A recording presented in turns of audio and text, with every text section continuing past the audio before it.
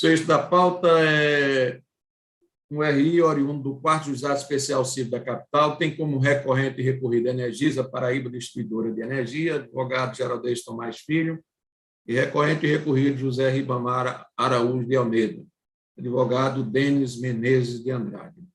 A minha relatoria. Doutor Denis está entrando na sala, vou aguardar.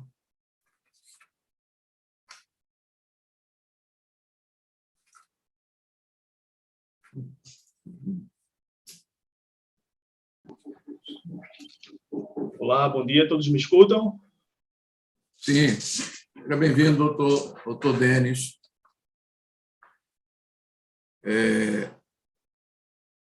Julgando o sexto pedido da pauta, é um RI oriundo do 4º Juizado, tem como recorrente e recorrido José Ribamar, advogado Denis Menezes, recorrente e recorrido Energisa, advogado Eduardo Queiroga Maia Paiva. Da minha relatoria. Faço a exposição fática. Trata-se de ação de repetição de indébito acumulada com danos morais movida por José Ribamar Araújo de Almeida em face de Energisa, alegando em síntese a parte autora que recebeu comunicação da concessionária demandada em sua antiga residência no dia 31/10/2019 e que houve constatação de anormalidade que provocou faturamento inferior ao correto, cuja anormalidade, conforme descrito no termo enviado, relata a ligação invertida, intervenção de terceiro, e dessa anormalidade alega pela distribuidora a energia resultou recuperação de energia e consequente cobrança, a ser paga até 30/12, através do qual teve como base de cálculo supostas incorreções na fatura. A sentença julgou procedente em parte o pedido inicial para tornar definitivo o efeito de tutela de urgência deferida nos autos e declarar inexistente o débito cobrado em nome do autor, vencido em 3/12/2019, rejeitando ao final os danos morais. A recurso da Energisa pede a reforma da decisão, que decorre de recuperação do consumo, verificada através de procedimento irregular e desvio de ramal. A parte autora, por sua vez, também recorre pedindo que seja anulado o termo de ocorrência de irregularidade e também o reconhecimento dos danos morais. O relatório. Doutor Denis, Vossa Excelência está com a palavra, dispõe de 5 minutos para a sua sustentação. Bom dia, Vossas Excelências, doutor representante do Ministério Público, advogados e colegas que estão aqui presentes, serventuários da Justiça.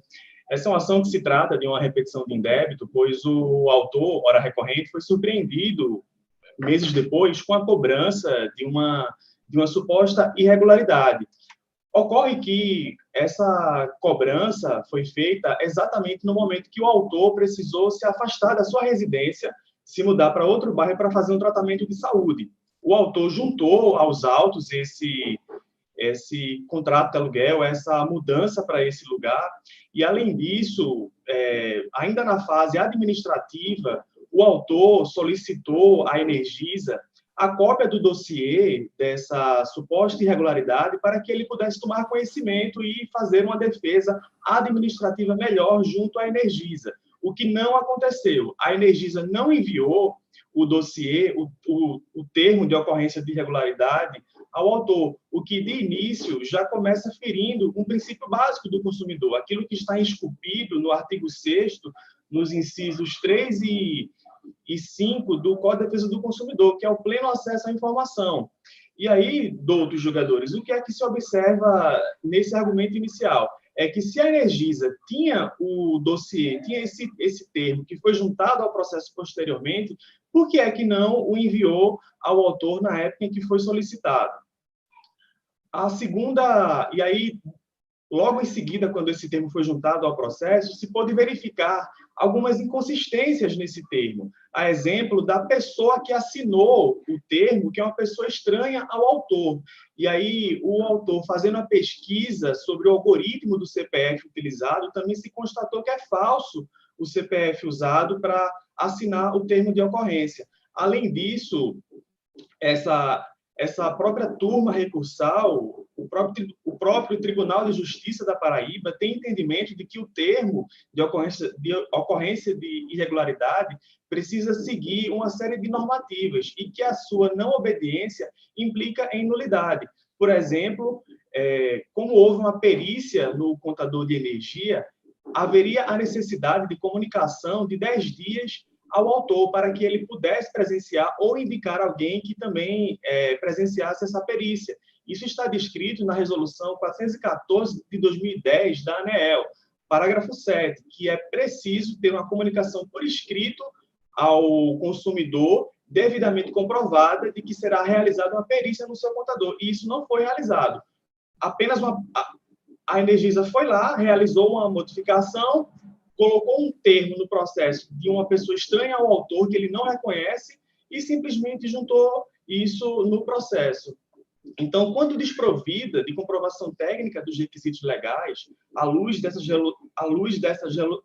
resoluções da ANEEL, encontra-se viciada a eventual perícia realizada pela Energisa, não havendo como imputar ao hora recorrente os valores cobrados a título de diferença de consumo exigido.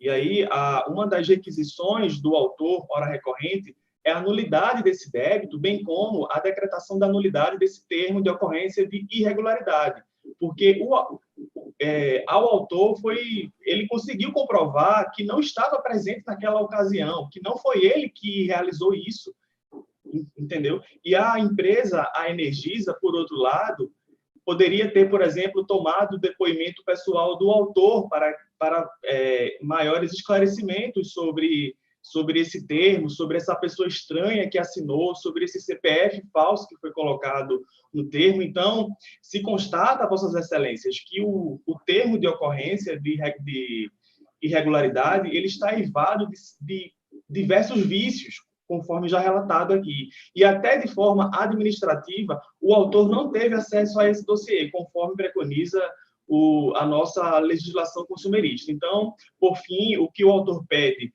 é a nulidade desse débito, bem como desse TOI, assim como o arbitramento de dano moral por essa cobrança que foi realizada. É isso aí, muito obrigado.